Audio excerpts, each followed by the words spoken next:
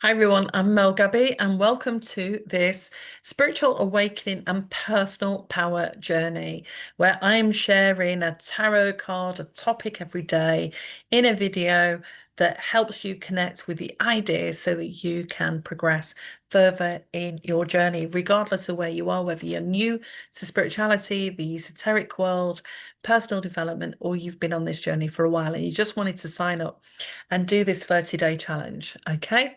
So, we are connecting today with pseudoscience or not, the research behind meditation, mindfulness, nutrition, Reiki, quantum healing, yoga, and sound healing. So, I just wanted to do a video about these different approaches and talk to you about some of the research that is behind that and also how you can apply it. So, the affirmation here is I trust in the power of holistic healing and honor both science and spirit in my journey. And I'm going to share with you a bit more, as I have on other videos, of the different approaches that I've tried that have made a difference. And the card associated with this is the Hierophant. So let me see that you can see it. So the Hierophant represents tradition, wisdom, and learning through established systems. Today, the card invites you to explore the balance between ancient healing practices and modern science. It encourages you to be open but discerning, honouring both knowledge passed down and the evidence-based research that supports it. And that's one of the beautiful things about this time is that when I started practicing a lot of these things over 25 years ago, there wasn't really the research around, or at least the access to it that I've got now. So, in the world of healing, sometimes it can feel confusing. What's true science and what is pseudoscience?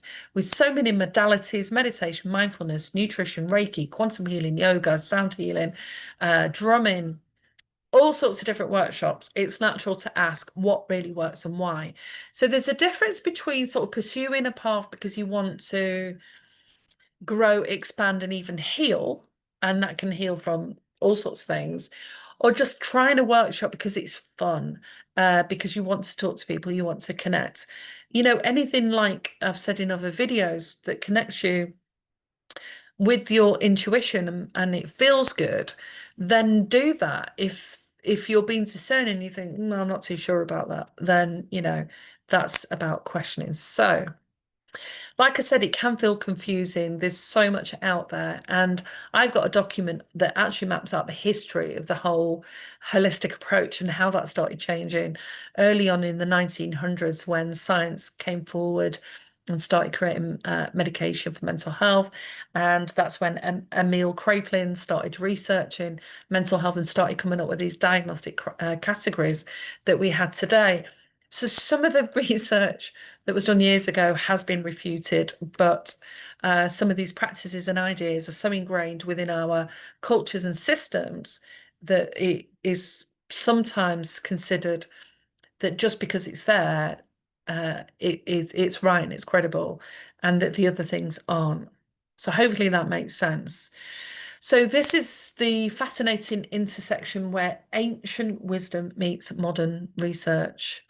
So, meditation and mindfulness, for example, has been rigorously studied and shown to reduce stress, improve brain function, and even change neural pathways. So, there was a researcher, I don't know if it was Greg Braden, that went and spent a lot of time with the monks and put them under brain imaging machines and saw what happens to the mind or the brain of somebody that meditates a lot, and they said that they had a lot more grey matter in the prefrontal cortex in the brain than the average person has. And so they definitely saw a correlation between what happens to us. And it also means that we can experience more distress tolerance, regulate our emotions better, reduce stress quicker, and even have more peace in our lives when we start practicing this. And I know that from my own experience of practicing meditation, that it can be, after a while, it gets quicker to still yourself and feel more peace and feel relaxed, even in stressful times. And there's a lot of research coming out now about nutrition science. And what we eat directly impacts our mental and physical health. For example, in the study of epigenetics and how certain food switches some genes on and some genes off. And we know that nutritional experts and psychiatrists are realizing that there's a direct correlation between what we eat or what we're lacking in our nutrition and our mental health. So, for example, some people have found that their anxiety massively reduces when they change their diets. So, Reiki, on the other hand, and quantum healing, there's still some controversy around those subjects in scientific circles.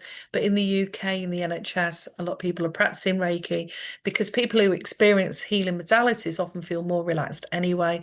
And when the body is relaxed, there isn't any resistance really stopping the healing from occurring. So, regardless of whether it's placebo or real, I think there is some research that's showing that healing, that is possible. So we know though that those approaches help reduce stress, improves brain function, and even changes neural pathways. So with Reiki and quantum healing, it also has an impact on pain and enhances well-being. So I was practicing Reiki on myself and quantum healing and quantum breath after my car accident, like every day, because I was in a lot of pain. Um, the other thing is that there can be some surprising breakthroughs in terms of biofield therapies and the placebo effect that they often use when they're doing research into whether something works or not. There's a lot of research behind yoga, slowing down the heart rate, reducing stress, creating more flexibility. Even in yin yoga, breaking down the fascia and helping shift trauma in the body. And there is a lot of work now around trauma-informed work where we look at the somatics of how we use the body and move trauma through that so the body can heal. Sound healing has been centuries old. It maybe just changed shape a little bit in the West because lots of practitioners are using crystal bowls and Tibetan bowls. But we know that the different bowls have different frequencies that work on different aspects of the body, and they do contribute to reducing anxiety and improving mood. And I've had quite a few of those sound baths over the last few weeks, and I love them because it's just really nice to chill out to sound that you like, although sometimes they will use sound to disrupt the energy in the body. So initially it can be irritating as then there's a lot more science below that, but there's a lot more around now that you can give a go. You can give it a try and see how it is for you. So the task today is to honor your intuition and curiosity and explore these modalities with an open mind. So try 5 minutes of mindfulness and meditation today. So for example, if you're sat in your chair or sat on the floor with your journal, just take a moment to connect with your body. Take a deep breath, feel your belly rise, feel what it's like for your body to sit on the chair or on the floor. Is your body hot or cold? What does your breath feel like? Does it feel restricted or is it moving with ease? And when your mind wanders and you start to feel distracted, just bring your awareness back to your breath. Then you might have, oh, I've got to get this shopping, I've got to feed the dog, I've got this. Give yourself permission to do it for 2 or 3 minutes. And then bring your awareness back to your breath and keep bringing your awareness back to your breath. Then tune into sounds. What sounds can you hear? The fridge humming, the planes going over, people talking outside. What sensations do you feel in your body and on your body, like the breeze, the sunshine?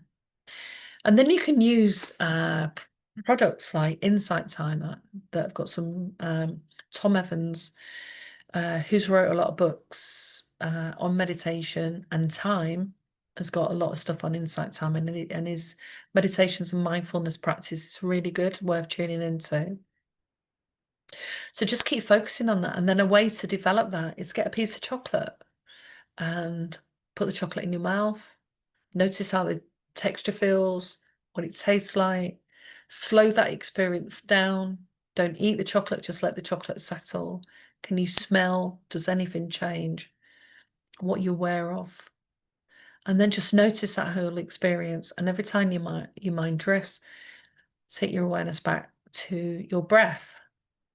So I would say I practice mindfulness every day, I think. I think it's almost, when you start practicing something and then it becomes a habit, it just is natural for me to go and sit outside and tune into the breeze and the birds singing, or inside and tune into just even the stillness. I really like the experience of stillness. And especially if you've been busy and have been at festivals and I'm teaching, I've been with a lot of people. It's nice to come back and really just bring that energy back and start to relax. And the yoga move that goes along with that is the child's pose. So again, you can look these up on Google or Pinterest. And the book recommendation, again, is The Body Keeps Score by Bessel van der Kolk. And that beautifully integrates neuroscience and trauma healing and shows how the body-based therapies like yoga and mindfulness can be powerful tools for recovery. Like I said, there's a lot of research there. So the song recommendation by Marconi Union is Weightless, scientifically proven to reduce anxiety and promote relaxation. And so studies consistently demonstrate that meditation and mindfulness improve mental health by reducing cortisol levels, improving emotional regulation, and enhancing attention. Nutrition impacts brain chemistry and inflammation, affecting mood and cognition. And emerging research shows that Reiki and energy healing shows promising psychosomatic benefits, though more rigorous studies are needed. And yoga's positive effects on anxiety and depression are well documented. And sound healing's vibrational therapy is gaining traction in integrative medicine. So the crystal to go with that is the amethyst, the calming stone that supports meditation, spiritual growth, and mental clarity. And I've got a document, and I'm going to put the link below where you can access that document. I'm going to give some of those free in this video series so that you can read much more deeply about these areas. I've used so many different practices over the years. Um, I I got into aromatherapy over 30 years ago. I bought a book, I bought the oils. I started making room sprays using lavender to help me sleep. My son was sick a lot, and is the first time he was sick, he had bronchial pneumonia, and I used to bang his back to help shift what was blocking his airways. And I would use aromatherapy oil, often lavender, frankincense, sandalwood, that's all got therapeutic properties within them: anti-spasmodic, antibiotic, antifungal. I would do that every night just to help clear his system, and they would sleep really well. I've used herbal teas over the years, and I've used homeopathy to sort out different issues, sound healing. I was a bit concerned after my car accident actually about sound healing, because I'm still researching post-traumatic, post-concussion syndrome, because that's where it feels like there's inflammation on the brain. But if there's anything going on in your area and you haven't done it before, go along, just experience it, write it in your journal, and put that down as something that you gave a go. So like and subscribe to my page, and I look forward to seeing you next time. Leave a comment below. Let me know what else you would like to explore. Are there any burning questions within this whole field of holistic medicine, or any links that you would like to find out more about? So I'll see you next time.